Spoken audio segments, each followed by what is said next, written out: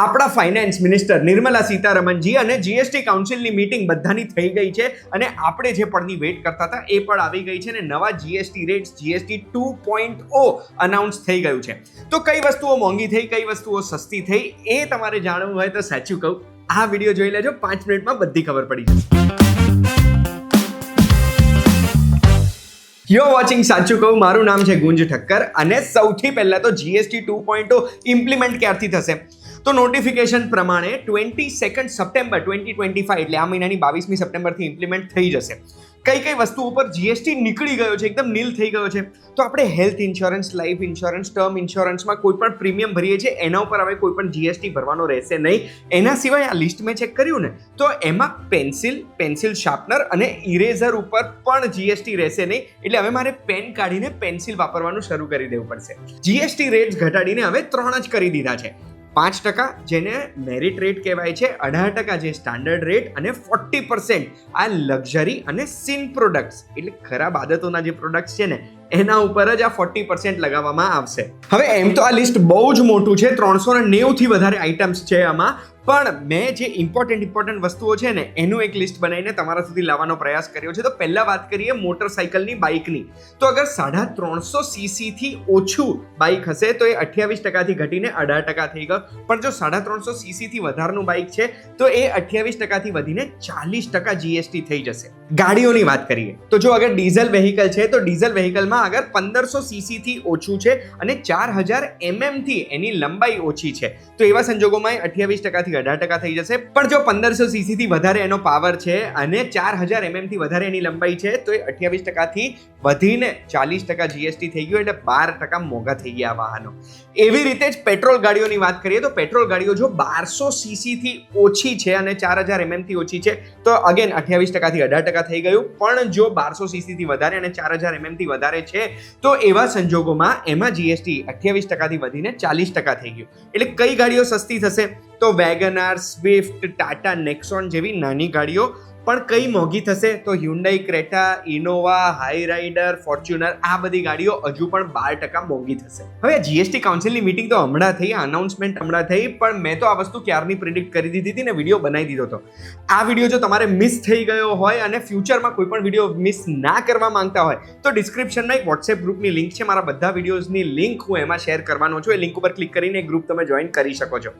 આગળ વાત કરીએ હવે તો ટાયર્સ 28% થી ઘટાડીને 18% કરી દેવામાં આવ્યું છે જીએસટી.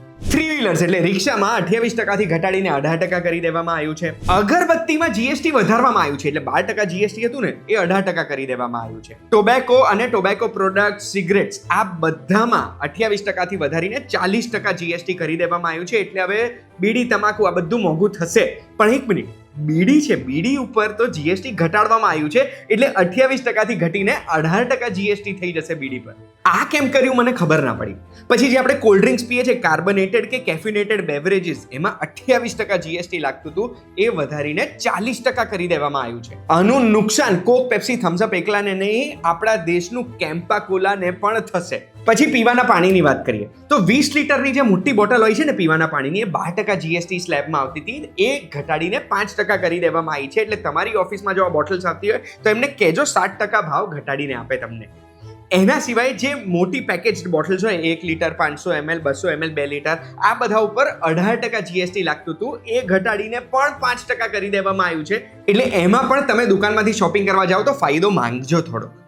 પછી ટીવી અને એસી આ બંનેઓમાં જીએસટી ઘટાડી દેવામાં આવ્યું છે અને 18% કરી દેવામાં આવ્યું છે. કોલ, લિગ્નાઇટ આ બધામાં 5% થી વધારીને 18% કરી દેવામાં આવ્યું છે. અને એની સામે બધી રિન્યુએબલ એનર્જીના પ્રોડક્ટ્સ અને સર્વિસીસ હોય ને, સોલાર, વિન્ડ કે એવી બધી, એ બધામાં 18% થી ઘટાડીને 5% કરી દેવામાં આવ્યું છે. પછી બહુ જ બધી મેડિકલ ઇક્વિપમેન્ટ છે, એ 12% થી ઘટાડીને 5% કરી દેવામાં આવી છે. હોટેલ રૂમ અગર જો 7500 થી ઓછું એક રાતનું ભાડું હોય એનું તો એ 12% થી ઘટાડીને 5% કરી દેવામાં આવ્યું છે. પણ એ 12% ઇન્કમ ટેક્સ ક્રેડિટ સાથે મળતું હતું, હવે આ 5% ઉપર આઈટીસી મળશે નહીં. રમકડા અને હેન્ડીક્રાફ્ટ આ બધું 12% થી ઘટાડીને 5% કરી દેવામાં આવ્યું છે. ટૂથબ્રશ 18% થી ઘટાડીને 5% કરી દેવામાં આવ્યું છે. એટલે હવે મારે નવું ટૂથબ્રશ લેવાનું બાકી હતું, એ હું લઈશ તો સસ્તું પડશે. પછી ઘણી બધી ખાવા પીવાની અને બેકરી આઇટમ્સ ઉપર પણ 12% અને 18% જીએસટી લાગતું હતું, એ ઘટાડીને 5% કરી દેવામાં આવ્યું છે. બીજી પણ એવી ઘણી બધી પ્રોડક્ટ્સ છે જેના ઉપર 12% કે 18% લાગતું હતું, એ 5% કરી દેવામાં આવ્યું છે, જેમ કે hair oil, shampoo, toothbrush, toothpaste, bicycles પણ, પછી ટેબલવેર, સાબુ અને રસોડાની ઘણી બધી પ્રોડક્ટ્સ. સિમેન્ટ ઉપર 28% લાગતું હતું, એ ઘટાડીને 18% કરી દેવામાં આવ્યું છે. પછી જો જીમ જઈએ છે, સેલોન જઈએ છે, તો આ બધી જગ્યાએ 18% લાગતું હતું, એ બધું ઘટાડીને 5% કરી દેવામાં આવ્યું છે. આ લિસ્ટમાં ટોટલ 390 પ્રોડક્ટ્સ હતા, જેમાંથી મને લાગતું હતું એ બધા ઇમ્પોર્ટન્ટ પ્રોડક્ટ્સની માહિતી તમારા સુધી લાવ્યો છું. અગર તમારો પ્રોડક્ટ હું ચૂકી ગયો છું તો ચિંતા ના કરતા, ડિસ્ક્રિપ્શનમાં એક લિંક મૂકેલી છે, લિંક ઉપર ક્લિક કરીને તમે પણ આ આખું લિસ્ટ જોઈ શકશો. હું કોઈ છુપાઈને રાખતો નથી વસ્તુ. ડિસ્ક્રિપ્શનમાં બીજી પણ એક લિંક હશે વોટ્સએપ ગ્રુપની, એ તમે જોઈન કરશો તો પણ તમે દરેક વિડીયો જોઈ શકશો. દરેક વિડીયોની લિંક એમાં આવી જશે. આ વિડીયોની માહિતી તમને ગમી હોય તો લાઇક બટન દબાવજો. ફેસબુકમાં જુઓ છો અને ફોલો નથી કરતા, વેરી બેડ. આખો વિડીયો જોયો ને ફોલો કેમ નથી કરતા? ફોલો કરી દો. યુટ્યુબમાં પણ સબસ્ક્રિપ્શન બાકી હોય તો સબસ્ક્રાઇબ બટન દબાવી દેજો, બહુ જ મજા આવશે. આપણે ફરી મળીએ.